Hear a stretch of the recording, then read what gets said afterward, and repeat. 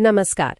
आज हम जिनकी बात करने वाले हैं वो है जिम साइमंस और उनकी बहुत ही कह सकते हैं रहस्यमयी हेज फंड रेनेसां टेक्नोलॉजीज। हाँ, और इसके लिए हम ग्रेगरी जकरमैन की किताब the man who solved the market के विश्लेषण का सहारा ले रहे हैं। बिल्कुल। और हमारा मकसद है ये समझना कि कैसे मैथ्स और डेटा ने पूरी फाइनेंस की दुनिया को बदल दिया। और खासतौर पे ये देखना कि उनका जो मेडालियन फंड था उसने कैसे वो कर दिखाया जो लगभग नामुमकिन से लगता है, मतलब लगातार इतने बढ़िया रिटर्न्स। हाँ, तो चलिए शुरू करते हैं।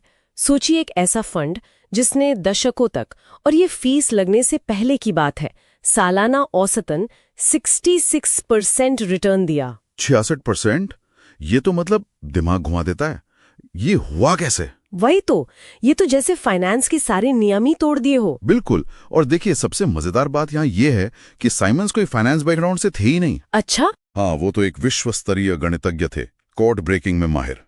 और शायद यही उनका अलग नजरिया उनकी कामयाबी का राज बना। मतलब फाइनेंस डिग्री वालों की जगह उन्होंने physics, maths, signal processing, computer science, in fields के पीएचडीज को काम पर रखा। कमाल है, ऐसे लोग जिन्हें शायद फाइनेंस का कुछ पता ही ना हो। हाँ, शायद बिल्कुल नहीं, लेकिन वो डेटा में पैटर्न ढूंढने में उस्ताद थे।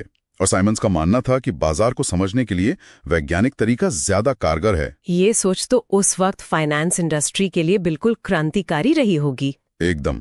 वो मानते थे कि बाजार के शोर में जो पैटर्न छिपे हैं उन्हें इंसानी गट फीलिंग से बेहतर मैथ्स और मॉडल पकड़ सकते हैं। फाइनेंस बैकग्राउंड ना होना शायद एक एडवांटेज था। तो फिर ये क्वांट रणनीति जिसके बारे में हम इतना सुनते हैं, ये असल में काम कैसे करती है? क्या था मेडेलियन फंड का सीक्रेट सॉस? देखिए, इसका जो सार है ना, वो है डेटा। बहुत सारा डेटा। कितना सारा? पेटाबाइट स्केल डेटा, मतलब हजारों टेराबाइट।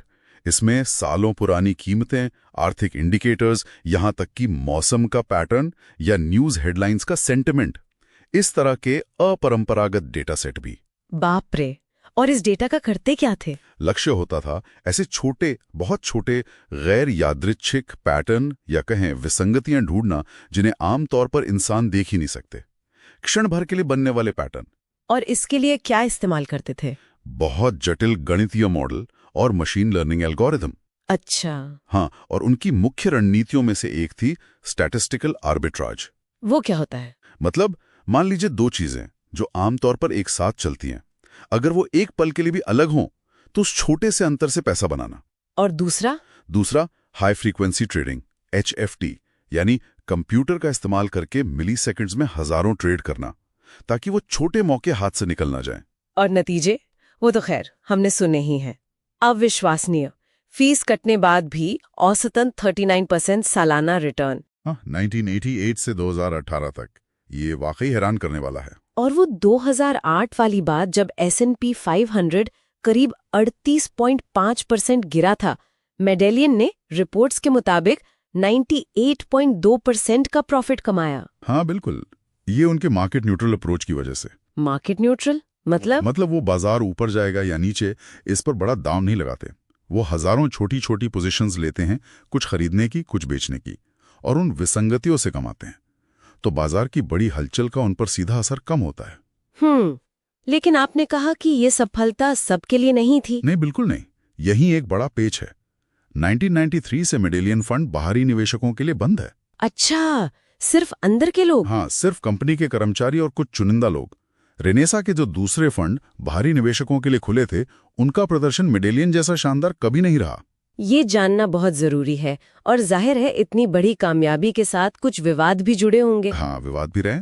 सबसे बड़ा तो टैक्स को लेकर था। टैक्स वाला क्या मामला था? उन पे आरोप था कि उन्होंने अपनी ट्रेडिंग से हुए शॉर्ट टर्म मुनाफे को कुछ जटिल तरीकों से लॉन्ग टर्म कैपिटल गेन्स की तरह दिखाया ताकि टैक्स कम देना पड़े। आखिरकार IRS के साथ उन्हें करीब $7 बिलियन का समझौता करना पड़ा। इतिहास के सबसे बड़े टैक्स सेटलमेंट्स में से एक। $7 बिलियन? हाँ, इसके अलावा राजनीतिक दान भी काफी चर्चा में रहे। साइमंस खुद डेमोक्रेटिक पार्टी के बड़े डोनर रहे और उनके पूर्व CEO रॉबर्ट मर्सर, हाँ, वो रिपब्लिकन और दक्षिणपंथी समूहों के जैसे कि ट्रंप और ब्रेक्सिट के बड़े समर्थक और डोनर थे। तो ये दिखाता है कि कैसे इतनी दौलत राजनीतिक प्रभाव में बदल सकती है, और ये पहलू भी सोर्स मटेरियल में बताया गया है। तो अगर हम सब कुछ समेटें तो रेनेसा ने फाइनेंस की दुनिया पर क्या स्थायी छाप छोड़ी है? उन्होंने फाइनेंस में जिसे कहते हैं क्वांट क्रांति ला दी। क्वांट क्रांति? हाँ, आज डेटा ड्रिवन एल्गोरिथमिक ट्रेडिंग एक मुख्य धारा बन चुकी है।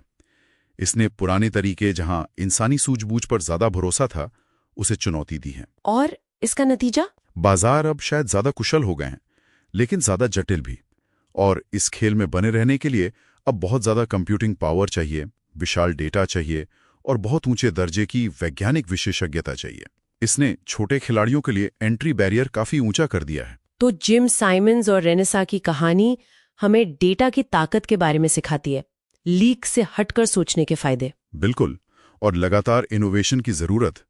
उन्होंने दिखाया कि सही वैज्ञानिक नजरिए और अनुशासन से बाजार की छोटी छोटी बहुत ही क्षणिक अक्षमताओं से भी लगातार पैसा बनाया जा सकता है। अगर हम इसे थोड़ा और बड़े परिप्रेक्ष्य में देखें तो ये क्वांट तरीके पारंपरिक वैल्यू इन्वेस्टिंग से कितने अलग लगते हैं, जैसे बेंजामिन ग्राहम वाले सिद्धांत? हाँ, बिल्कुल अलग। ग्राहम फंडामेंटल एनालिसिस, कंपनी की आंतरिक कीमत, मार्जिन ऑफ सेफ्टी, इन सब पर जोर देते थे। और साइमंस? साइमंस का जोर था जटिल गणित, स्पीड और सांख्यिकीय पैटर्न पर। एकदम अलग दुनिया। लेकिन यहां एक दिलचस्प सवाल उठता है, क्या दोनों का अंतिम लक्ष्य एक ही नहीं है? कैसे? मतलब बाजार जो कीमत दे रहा है और चीज की जो असली कीमत है, चाहे वो फंडामेंटल हो या सांख्यिकीय, उसके बीच के अंतर को पहचानना और उसका फायदा उठाना। हाँ, ये सोचने वाली बात है। तरीके बिल्कुल अलग हैं। एक मिलीसेकंड्स में काम कर रहा है, दूसरा शायद सालों के नजरिए से। पैमाने अलग हैं। पर क्या वो मूल सिद्धांत की तर्कसंगत, अनुशासित और भावनाओं से परे होकर फैसला लेना है, क्या वो कहीं ना कहीं दोनों में समान नहीं है? शायद ये विरोधाभासी अप्रोच भी आखिर में एक ही मूल विचार पर टिके हैं। ये सोचने के लिए एक अच्छा बिंदु है।